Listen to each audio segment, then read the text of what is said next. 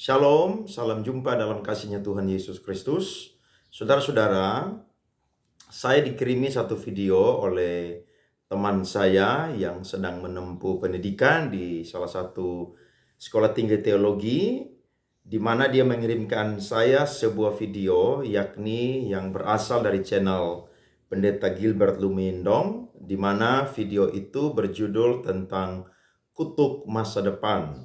Dan saya coba mendengarkan apa yang teman saya kirimkan ini karena dia merasa ada pendapat-pendapat ataupun juga ajaran-ajaran dari Evangelis Dautoni itu yang seakan-akan dan sepertinya bertentangan dengan apa yang Alkitab itu katakan. Dan saya coba mendengarkan apa yang ada di video itu, dan kurang lebih di menit ke-5, itu di detik ke-25 sampai di menit ke-7 sekian, itu ada statement daripada Evangelis Dautoni yang mengatakan bahwa kutuk masa depan itu masih ada dalam kehidupan orang-orang yang sudah bertobat.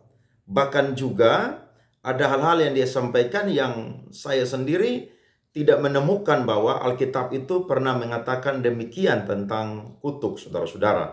Nah, untuk lebih jelasnya supaya saudara tidak salah kaprah, saudara bisa mendengarkan video yang sudah dipotong oleh teman saya ini, dan saya akan memberikan bantahan atau tanggapan untuk meruntuhkan apa yang disampaikan oleh Evangelis Dautoni. Selamat untuk mendengarkan. Apa yang bisa menyebabkan kutuk masa depan? Misalnya gini, dia sudah bertobat. Oh, Dipatahkan, kutuk masa depan juga bisa berlaku untuk orang yang sudah bertobat lagi. kan belum ada pembatalan perjanjian kutuk masa depan. Apa yang kamu ikat di bumi terikat di surga, apa yang kamu lepaskan di bumi terlepas di surga. Ada banyak orang pokoknya bertobat tapi nggak mengadakan pelepasan. Nah, dia doa mematahkan kutuk masa lalu, garis keturunan. Ya, Tapi tidak mematahkan kutuk masa depan. Nah, sehingga pada waktu dia bertobat, setan masih punya hak atas masa depannya. Sehingga banyak kejadian, begitu bertobat, habis bangkrut. Nah, ini beda dengan kasus Ayub. Ayub tidak ada perjanjian setan. ya. Tuhan mengizinkan, Tuhan menguji, iblis mencobai. Oh, itu pencobaan biasa. Kalau ini beda, ini adanya kutuk. Karena kalau pencobaan kita menang. Tapi kalau kutuk kita nggak Harus bertindak. patahkan. Nah, kutuk masa depan ini yang berhubungan dengan hari ke-6 ini, maka banyak sekali orang yang baru bertobat bingung. Aku udah bertobat, pabrikku habis. Aku bertobat, tiba-tiba setiap kedepannya dia kerja apapun habis semua. Karena setan masih punya hak atas masa depannya. Ini yang diputuskan, dipatahkan juga. Ingat, hari yang ke-6 bicara tentang masa depan. Ikatan kutuk yang sering didoakan oleh hamba-hamba Tuhan itu adalah kutuk masa lalu. Harusnya ada dua. Pak Gilbert, dalam hidup kita ada masa lalu dan masa depan. Ya, Kan itu tidak mungkin bisa hanya- dipisahkan ya. Nah, demikian kutuk. Ya, saudara-saudara, kita sudah mendengarkan apa yang disampaikan oleh Evangelis Dautoni, dan saya akan membantah dan mengkritisi apa yang disampaikan oleh Evangelis Dautoni berkaitan tentang pendapatnya soal kutuk masa depan. Yang pertama, apa yang disampaikan oleh Evangelis Dautoni itu bukan dari sisi Alkitab, tapi dari sisi okultisme. Dautoni berkata bahwa orang yang bertobat itu baru dilepaskan dari kutuk masa lalu, sedangkan kutuk masa depannya itu belum dilepaskan. Contohnya adalah ketika dia bertobat, dia usahanya itu bangkrut, pekerjaannya itu rugi dan lain sebagainya. Saudara bisa mendengarkan apa yang tadi sudah disampaikan. Kemudian yang kedua adalah Dautoni menghubungkan antara kutuk itu dengan hari yang ke-6. Nah, saya tidak tahu hari ke-6 ini yang dimaksud oleh Dautoni ini apa. Tapi kalau kita bicara tentang hari ke-6 adalah hari penciptaan daripada manusia. Nah, apa hubungannya antara kutuk dengan hari yang ke-6? Dan yang ketiga yang saya catat adalah kutuk yang didoakan oleh hamba-hamba Tuhan itu yang dikatakan oleh Dautoni adalah kutuk masa lalu, bukan masa depan. Dari tiga hal ini saya akan menjelaskan tentang konsep perjanjian Allah dengan Abraham, Ishak dan Yakub dan keturunannya. Bahkan itu sampai kepada saya dan saudara, orang-orang Israel yang rohani yang sudah ditebus dan diselamatkan oleh karena darah Yesus Kristus. Yang pertama, kalau saya dan saudara belajar tentang sejarah, maka saya dan saudara tahu betul bahwa Abraham itu adalah orang yang berasal dari negeri kafir. Kalau saya dan saudara baca di dalam Yeskiel pasal yang ke-16, di situ dikemukakan tentang asal-usul daripada Abraham, Ishak, Israel, dan juga orang-orang Israel, yakni keturunan mereka. Mereka adalah orang-orang yang sebenarnya tidak pantas untuk diselamatkan. Tetapi karena anugerah Allah, maka karya penyelamatan pemilihan itu dimulai dari satu orang yang bernama adalah Abraham. Ketika Allah memanggil Abraham, maka Allah itu mengikat perjanjian dengan Abraham.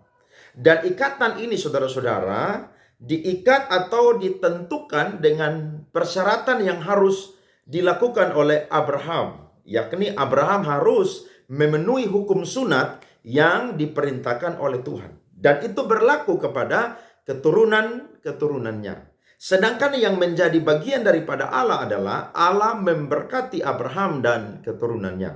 Nah, ikatan ini, saudara, namanya adalah covenant, atau biasa orang sebut covenant teologi, di mana adanya ikatan antara kedua pihak dan perjanjian itu tidak bisa dibatalkan. Bahkan Allah sendiri bersumpah demi dirinya bahwa dia tidak akan pernah tidak menepati janjinya. Dia pasti akan menepati janjinya. Ketika orang Israel itu keluar dari Mesir, maka mereka itu mengembara di padang gurun. Dan sementara mereka mengembara di padang gurun, Alkitab mencatat Tuhan itu memberikan hukum-hukumnya. Dimulai dari Keluaran pasalnya yang ke-20. Dan terus saudara berlanjut sampai kepada kitab Ulangan. Dan kalau saya dan saudara baca di dalam Ulangan pasal 26, Ulangan pasal 28, di situ berbicara tentang berkat dan juga kutuk. Ulangan pasal 28 berkata bahwa jika engkau mendengarkan suaraku dan melakukan apa yang kuperintahkan kepadamu, maka berkat-berkat ini akan datang kepadamu. Sedangkan jika engkau tidak mendengarkan firman ini dan melakukan apa yang kuperintahkan kepadamu, maka kutuk-kutuk ini akan datang kepadamu. Dan kalau saudara baca, kutuk itu lebih banyak daripada berkat. Nah, apa sih saudara-saudara? Kenapa Tuhan itu mau untuk memberikan berkat dan juga kutuk itu kepada Abraham dan keturunannya? Saya bisa kasih jawaban bahwa yang pertama adalah Allah itu adalah Allah yang telah berjanji. Sehingga ketika dia berjanji, maka dia itu ingin memenuhi janjinya. Tetapi untuk memenuhi janjinya, orang Israel perlu untuk menggenapi apa juga yang sudah menjadi bagian mereka. Bagian mereka adalah melakukan hukum-hukum yang sudah Tuhan perintahkan kepada mereka. Kalau mereka tidak melakukannya, maka yang ada bukan berkat, tetapi kutuk. Kalau saudara baca dalam Ulangan pasal 26, di situ ada 12 kutuk yang Tuhan berikan ketika mereka tidak melakukan perintah Tuhan. Dan semua umat harus berkata, amin. Di dalam Ulangan pasal 28, di situ jelas dikatakan bahwa berkat-berkat yang Tuhan sediakan adalah berkat-berkat yang luar biasa, yakni tentang pemenuhan kebutuhan jasmani mereka, tentang perlindungan Tuhan bagi mereka, bahkan juga mereka akan ditinggikan, diangkat oleh Tuhan. Dan kutuk yang akan mereka terima adalah kutuk yang sebaliknya, di mana berkat itu tidak akan datang di dalam kehidupan mereka. Nah, kalau Daud Tony berkata bahwa ketika orang sudah bertobat, tapi ketika dia masih yang namanya mengalami masalah, problema, tantangan, maka dia perlu dilepaskan dari yang namanya kutuk masa depan. Sebab dia berkata, dalam hidup orang Kristen ada masa lalu, ada masa depan. Pertanyaannya, kutuk itu merupakan janji daripada Tuhan atau konsekuensi logis daripada umat Tuhan yang tidak menjalankan perintah Tuhan? Saya yakin jawabannya adalah konsekuensi logis atau akibat daripada orang Israel atau umat Tuhan itu tidak melakukan perintah Tuhan. Sehingga waktu mereka tidak melakukan perintah Tuhan, maka kutuklah yang akan mereka terima. Sedangkan ketika mereka melakukan firman Tuhan, maka berkatlah yang akan mereka terima. Saya akan kasih firman Tuhan saudara-saudara dari Galatia pasal 3 ayatnya yang ke-13. Saudara silakan mendengarkan. Kristus telah menebus kita dari kutuk hukum Taurat dengan jalan menjadi kutuk karena kita. Sebab ada tertulis, terkutuklah orang yang digantung pada kayu salib. Saudara lihat, Rasul Paulus mengangkat konsep ini di tengah-tengah jemaat Galatia yang mulai diracuni oleh ajaran-ajaran yang sebenarnya adalah bukan Injil. Mereka ingin mengajak lagi orang-orang Kristen yang ada di Galatia untuk melakukan hukum Taurat, selain mereka itu sudah percaya kepada Tuhan Yesus Kristus. Nah, apa yang dimaksud dengan Kristus itu telah mati dan telah menggenapi kutuk hukum Taurat dalam kehidupan saya dan saudara? Alkitab berkata bahwa segala sesuatu itu harus disucikan dengan darah. Dan tanpa penumpahan darah tidak akan ada yang namanya pengampunan. Ketika Kristus datang ke dunia ini, maka dia harus memilih jalan itu untuk mati bagi semua orang yang berdosa. Nah, ketika Yesus mati, maka apa yang dikenakan kepada umat Tuhan, yakni hukum Taurat, itu sudah digenapi. Di dalam perjanjian lama, ketika orang Israel, umat Tuhan, tidak melakukan hukum Taurat, maka mereka itu akan dikutuk. Nah, ketika kutuk itu datang dalam kehidupan mereka, maka mereka tidak akan mendapatkan berkat-berkat yang Tuhan sudah janjikan sampai ketika mereka itu sadar dan bertobat dan berbalik kembali kepada Tuhan. Selama mereka belum sadar, bertobat dan berbalik kepada Tuhan, maka kutuk itu akan terus datang menimpa mereka. Nah, ketika Kristus mati untuk saya dan saudara itu sudah diampuni, sudah disucikan, sudah ditebus. Sehingga saya dan saudara tidak ada lagi di bawah hukum Taurat, tetapi saya dan saudara ada di bawah yang namanya hukum kasih karunia. Pertanyaannya, ketika saya dan saudara ada di bawah hukum kasih karunia, apakah kita tidak bisa lagi berbuat dosa? Masih sangat bisa berbuat dosa. Dan ketika saya dan saudara berbuat dosa, maka konsekuensi daripada dosa adalah kutuk Tuhan pun juga. Jadi kutuk yang berlaku dalam perjanjian lama itu pun juga masih bisa berlaku dalam kehidupan saya dan saudara orang Kristen yang hidup di zaman kasih karunia ini. Jadi ketika orang benar itu dia sudah percaya kepada Tuhan Yesus, dia mutlak sudah diampuni, sudah disucikan, sudah ditebus. Tapi dia masih bisa jatuh dalam dosa. Nah, ketika dia jatuh dalam dosa, dia harus yang namanya berbalik kembali kepada Tuhan. Tidak heran 1 Yohanes pasal 1 ayat 8 dan 9 berkata, jika kita mengaku dosa kita, maka dia adalah setia dan adil yang akan mengampuni kita. Makanya saya dan saudara ketika jadi anak Tuhan, semua yang buruk dari kehidupan kita itu sudah pergi dan sudah hilang. Paulus berkata, barang siapa ada di dalam Kristus, dia bukan lagi menjadi orang yang lama. Kenapa? Karena yang lama itu sudah berlalu sehingga yang baru itu sudah datang. Nah, bagaimana Daud berkata bahwa ketika orang sudah bertobat, dia masih bisa mendapatkan kutuk masa depan? Itu bukan karena dia belum dilepaskan seutuhnya. Justru kematian Kristus itu total mengampuni saya dan saudara. Anugerahnya itu lebih besar daripada dosa yang saya dan saudara itu lakukan. Nah, ketika kita ditebus, kita sudah diampuni. Ya, surga saja saya dan saudara itu akan miliki, apalagi berkaitan dengan kutuk yang saya dan saudara tidak dilepaskan ketika saya dan saudara sudah jadi anak Tuhan. Menurut saya ini pendapat ajaran yang sangat-sangat salah. Ya, justru ketika orang benar itu berdosa, dia itu tidak perlu lagi untuk yang namanya dilepaskan atau doa pelepasan. Kenapa? Karena dia sudah dilepaskan ketika dia itu percaya kepada Tuhan Yesus. Bahkan ketika dia sudah dibaptis, dia menerima Kristus, dia lahir baru. Itu dia sudah menjadi warga kerajaan Allah. Bahkan dia pun juga mendapatkan kasih karunia hak untuk menjadi murid-murid Kristus. Sehingga waktu dia berdosa, maka konsekuensi daripada dosa itu adalah apa? Kutuk. Dia tidak mendapatkan berkat. Makanya contohnya ada orang yang ketika dia sudah bekerja, Tuhan sudah berikan pekerjaan, dia tidak mau setia mengembalikan persepuluhan kepada Tuhan. Di situ dia tidak akan melihat bagaimana Tuhan memberkati pekerjaan dia. Ya, selama dia bertobat, dia sadar dia kembali kepada Tuhan, minta ampun kepada Tuhan, maka dia itu akan kembali diberkati oleh Tuhan. Ataupun juga Yesaya 59 ayat 1 dan 2 berkata, sesungguhnya telinga Tuhan tidak kurang tajam untuk mendengar, tangan Tuhan tidak kurang panjang untuk menolong. Tapi yang menjadi penghambat, menjadi penghalang adalah dosa. Jadi dosa itu menghambat berkat yang datang dalam kehidupan kita. Jadi orang benar ketika dia percaya kepada Tuhan Yesus Kristus, mutlak dia itu sudah dibebaskan dari semua kutuk yang ada. Bayangkan kutuk hukum Taurat saja itu sudah dilepaskan. Nah, apatah lagi konsekuensi daripada tidak melakukan hukum Taurat. Itu lebih lagi saudara-saudara sudah dibebaskan. Jadi saya mau luruskan apa yang disampaikan oleh Evangelis Dautoni, bahwa apa yang diajarkan ini bukan dari apa yang Alkitab katakan.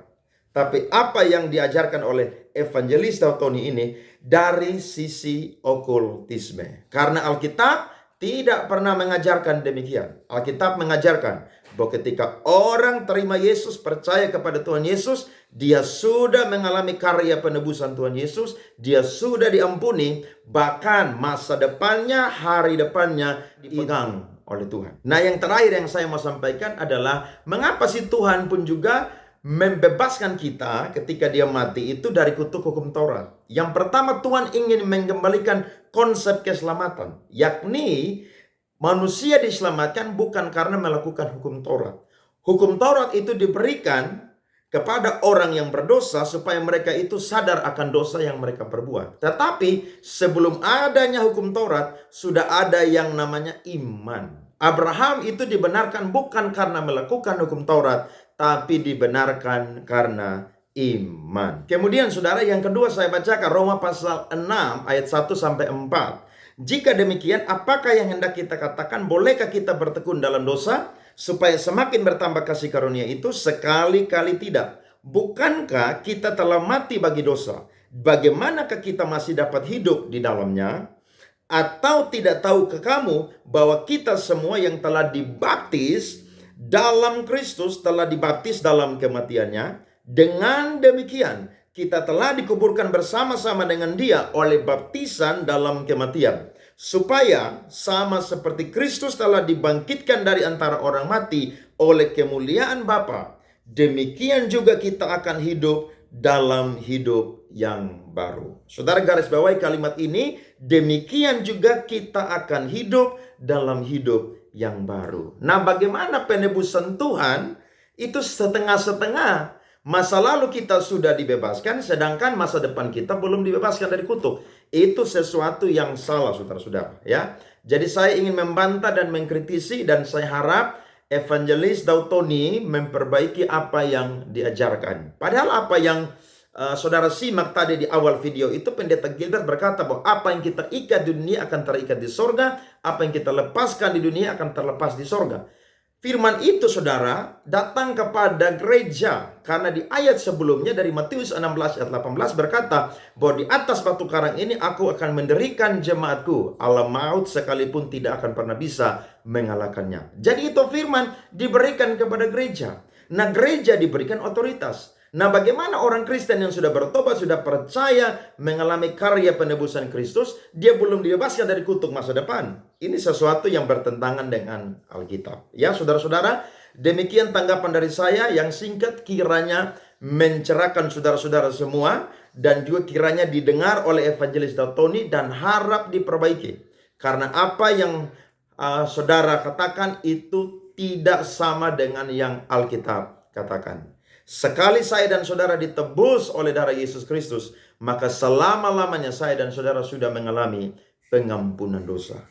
Bahkan juga ketika dosa kita sudah diampuni, kita akan mendapatkan berkat-berkat daripada Tuhan. Kalau saudara hari ini merasa bahwa saudara pekerjaannya tidak diberkati, saudara melihat hal-hal yang sukar yang saudara sedang lakukan dan seakan-akan tertutup, mungkin ada dosa yang saudara sedang lakukan. Saudara perlu minta ampun, pemberesan dengan Tuhan. Dia adalah setia dan adil. Dia akan mengampuni saya dan saudara, dan dia akan kembali memberkati kita. Terima kasih. Salam, Tuhan Yesus memberkati.